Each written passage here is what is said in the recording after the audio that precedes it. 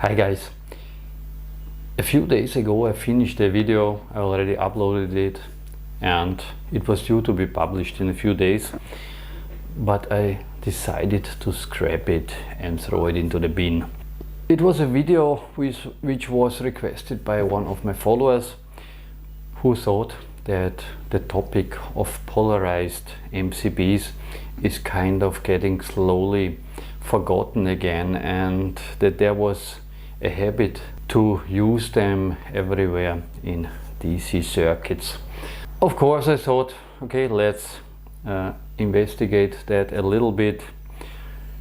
I show you a few burning breakers, then tell you about the problematic of switching DC, show you how to wire those things up, and it will be good, right? But the last days I was finally also involved in a deeper discussion with one of my very loyal followers who is very educated also in this DC breaker issue. And I just saw that the deeper you start digging into this, the more complex actually this topic is getting. And it's not about anymore showing somebody how he has to do something correctly, because this you can look up in many videos, especially from Australia. Australia was kind of ahead on this before everybody else, because they had different mandates about DC isolation, putting DC isolators on the roof, and then they got problems with fires, etc. And they also kind of saw the problem of polarized breakers. If people use them the wrong way, they can catch on fire easily. And so Australia also was a country which banned them first. And now of course the world is quite small.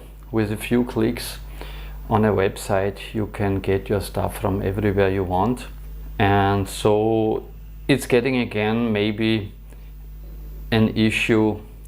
And let's just again raise the awareness and make our systems, our DIY systems, safer.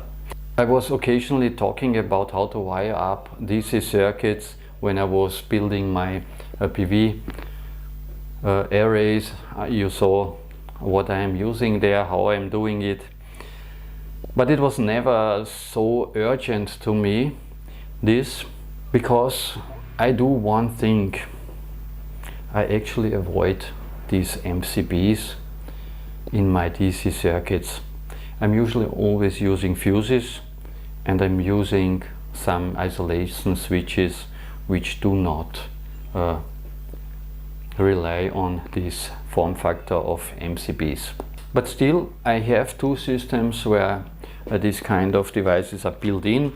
One is the off-grid system, where such a dual pole polarized MCB is built in as a main switch of the PV array.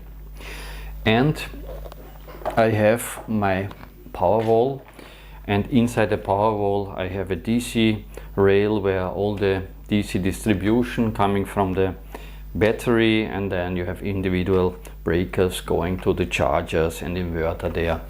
These are all, I looked it up, polarized DC breakers. And we will talk actually about this, that inside of a battery circuit you should actually not use polarized DC breakers. That is a relic of the time when I did this, and I was not aware so much about this. But still, we are going to look and discuss about it, if this, how I made it, is actually safe or not. In this video I'm actually not going to show you how you have to do something. It's more a video where we are discussing. I will show you examples, and we are going to discuss about each of those cases, if how I did it, if this makes sense, and most of all if it is safe, right? And maybe by the end of this discussion, I will have to change something in my system to bring it back to a safe state, right? So what are MCBs? Let's start with this question. MCB is a miniature circuit breaker.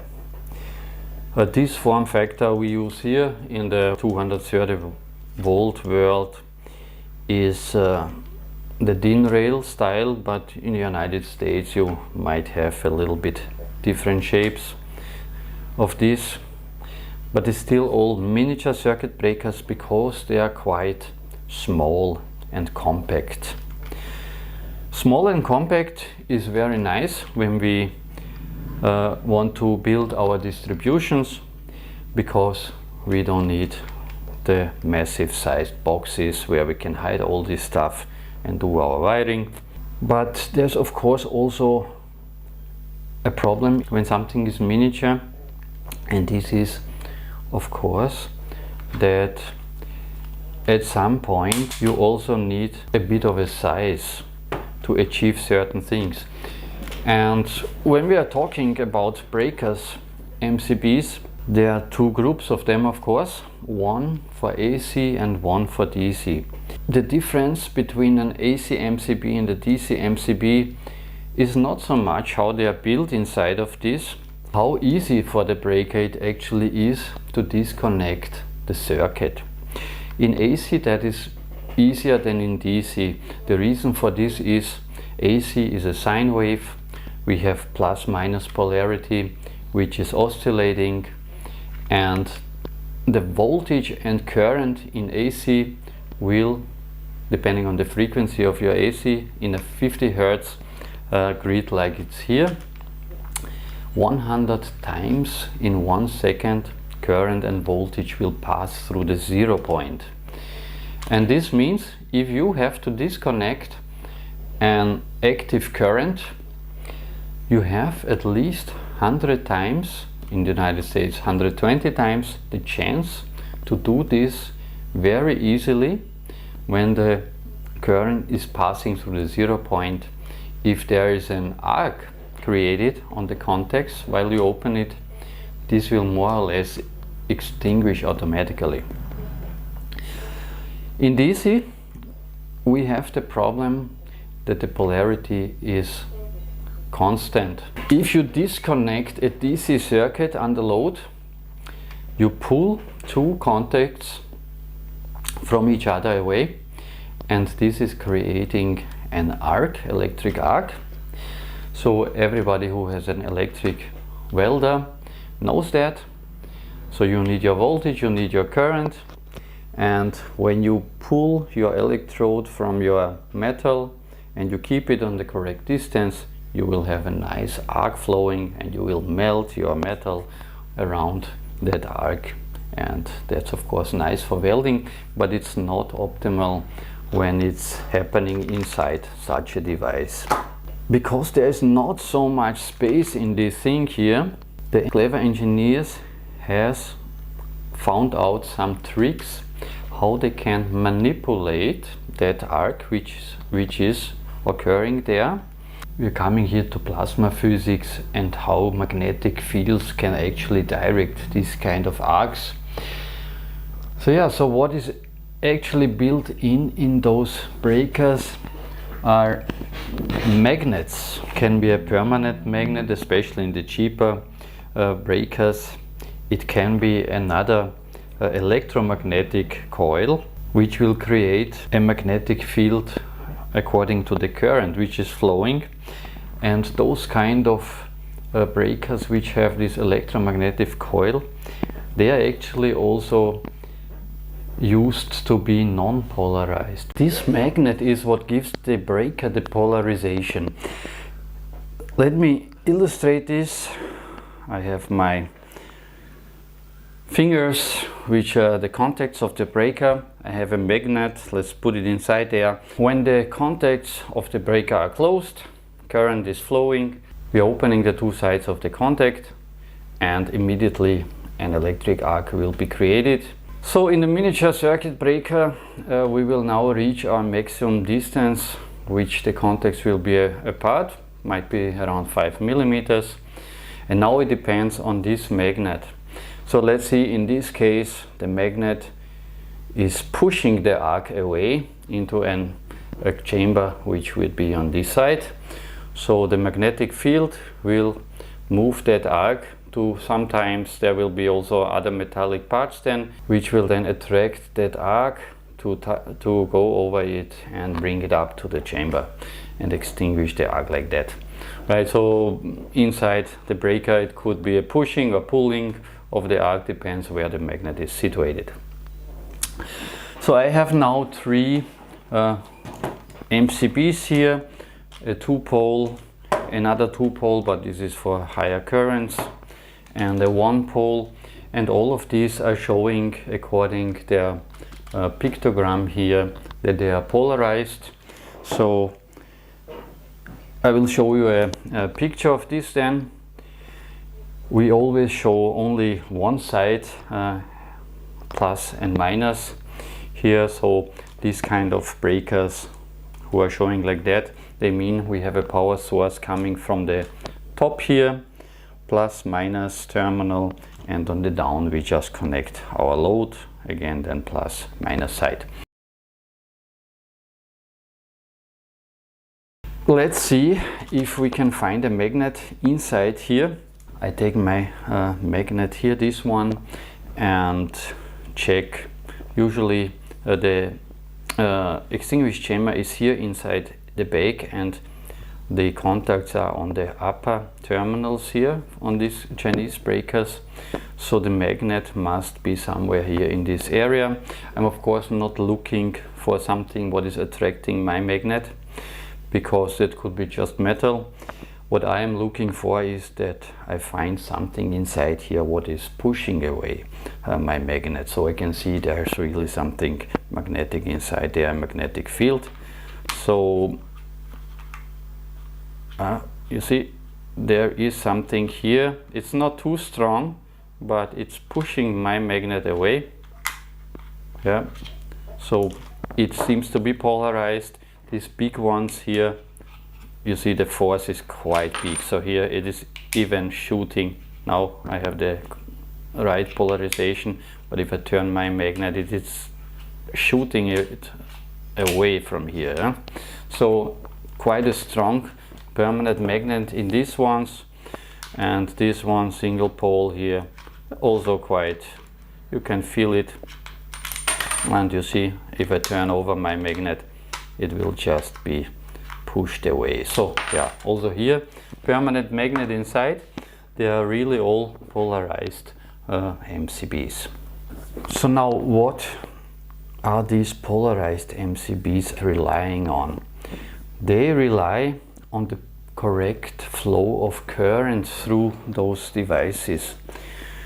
So if they say, okay, power source must be plus on top, they rely that the current will really flow from the upper terminal to the lower terminal in the correct polarity. If this is not the case, then you actually just will get the opposite effect on your polarity giving mechanism here. When the arc is created, because the breaker was disconnected, then actually the arc will not be pushed into the extinguishing chamber. It will instead be pulled or pushed into the mechanism itself. And what is the mechanism built of? It's metal there, it's a lot of plastic there. So this plastic will immediately start melting. It can catch on fire, and then you will see this kind of effects which I showed in the video before. Now when we are using these kind of breakers in different applications, usually we use them in PV circuits. So in the PV circuit, your typical power source will be the solar panel. You have a plus, you have a minus from the solar panel, and the load will be the charge controller or a all-in-one inverter with a charger, built-in charger, or inverter directly. whatever that might be, but this should be quite a defined situation, so you don't expect the current to flow different than this device was built for. But now the question is it really like that? Is there really no possibility for the current to reverse? And actually there is. So it depends, of course, also on your PV setup. When you have one string only, let's say typically those are the high voltage strings, PV strings. You have a string maybe 300, 400, 500 volts, one string only. In this case, when you have your breaker somewhere at the area, of course, there's only one chance that the current can be reversed, and that is normally, you know, when the sun goes down, it is nighttime. Technically, your inverter or charge controller could start backfeed into the solar array, because now you have higher voltage coming from the battery, which will still feed the DC side of your device, and this could potentially backfeed into the solar panels which do not have voltage during the nighttime. But to avoid these kind of situations, normally the inverters, charge controllers, they have built-in blocking diodes. They would prevent reverse direction of current during the night. But of course, electronic devices can be damaged at some point, diodes burn out, so this could actually happen. But now the question is how much current would be actually created on the way back through a solar panel. Would that even be enough to reach some sort of limit to activate the circuit breaker? Probably not. And how big are the chances that somebody, the human, would go in the middle of the night and switch off a breaker at a PV array to cause a switching with reverse polarity? This would be probably not very common occurrences. Another one is more probable. That is, if you have a low voltage PV array with many parallel strings, right? In this case, let's say you have a fault on one of the strings. The other strings would start to backfeed through the faulty string, and this could depend on how many strings you have in parallel. On my off-grid system here, I have 5 strings in parallel, so if one gets faulty, 4 others would be able to backfeed through the faulty string, and this could potentially then trigger a protective device. But in that case now, if we use a polarized breaker, we are getting wrong polarity backfeed, and so if that breaker is now activated, it could potentially catch fire. That were the cases in PV applications, but now we have another application for DC breakers, and that is usually inside of battery circuits. So the current is reversed every day at some time. Using polarized breakers there is most probably a very bad idea. But still, in my Powerwall I only have polarized breakers, and we are going to look outside and check the situation, and I will tell you why I still can actually sleep well even if I have that situation. But of course, this is a discussion. You can tell me then your opinion in the comment section why maybe I should change that situation immediately, or if you think it's not as urgent, I can just replace one breaker after the other at some time. I already had 2 failed DC breakers, 2 pole breakers on the Powerwall, and they have been technically wired up in opposite direction. So it might have been also a reason why they failed. Here we are at the power wall, and this here is my DC distribution, the main battery breaker here.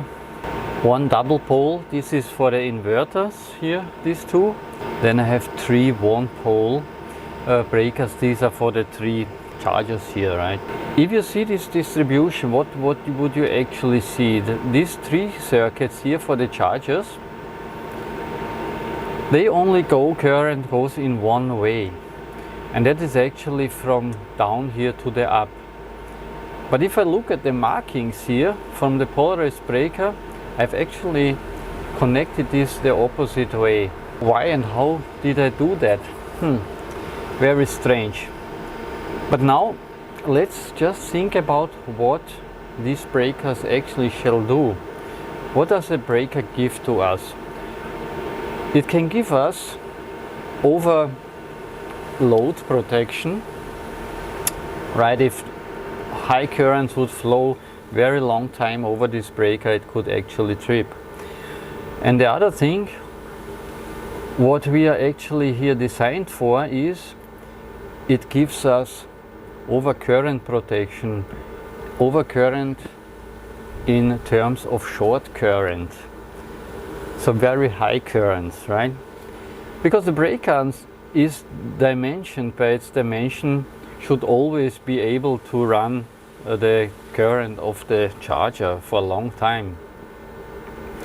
But now, just think about this.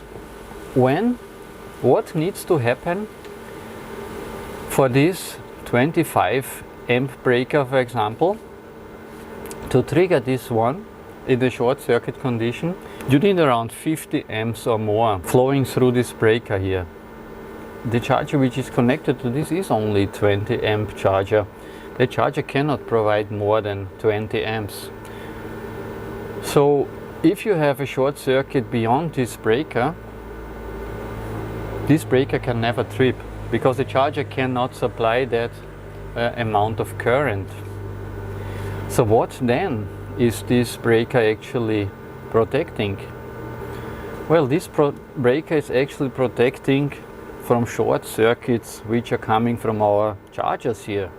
Because chargers, those are electronic devices and they can fail. So in the case of the short circuit of the overcurrent protection, the current flow will actually be from here, from top to bottom. And in this case, this is actually mounted correctly. So during the normal operation, the current will be reversed. But in this case, when we actually want to do something for us, to have some protection, the current will flow correctly. And then this breaker will work. So now, of course, I had 2 failed breakers here exactly on this place. And of course, they never switched. They never had to disconnect by overcurrent or whatever. But they still failed after time. So maybe when you run them the opposite current, that at some time they will degrade and then they will fail. So there's only one solution for this. Now I would say this is safe for what it should do, but at the end there's only one solution, that is replacing it by a non-polarized breaker or a fuse. So let's just look here. The 2-pole is the inverter breaker. Inverter is always a load.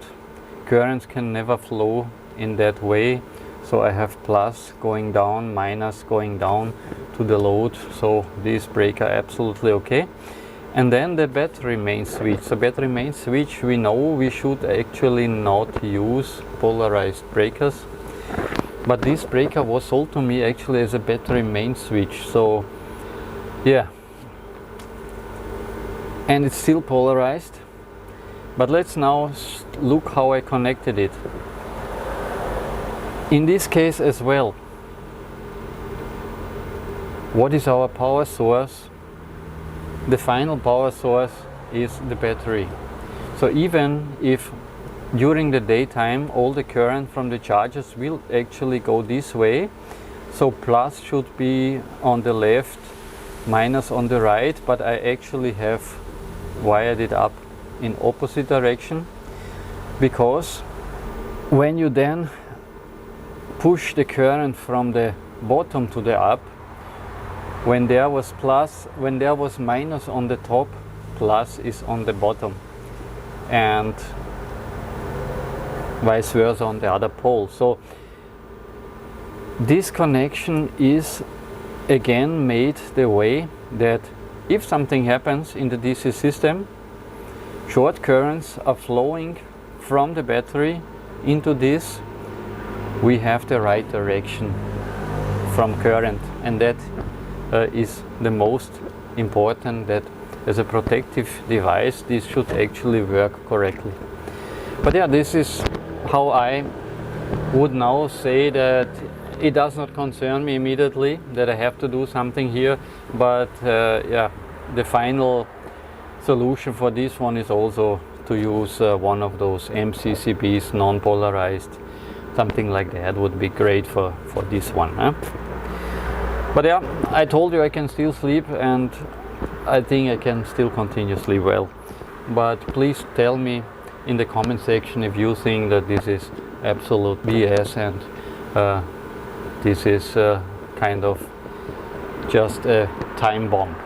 Yeah, but of course one thing is for sure, you're not supposed to come here and use these as switches. If I need to turn off the charger DC, I just do it via the AC and just turn off the charger at all. As well, of course, if I want to disconnect the battery now, first turn off everything else, and then at the end just flip the battery main breaker, so that there is no way that you kind of operate it with a lot of currents going the wrong way.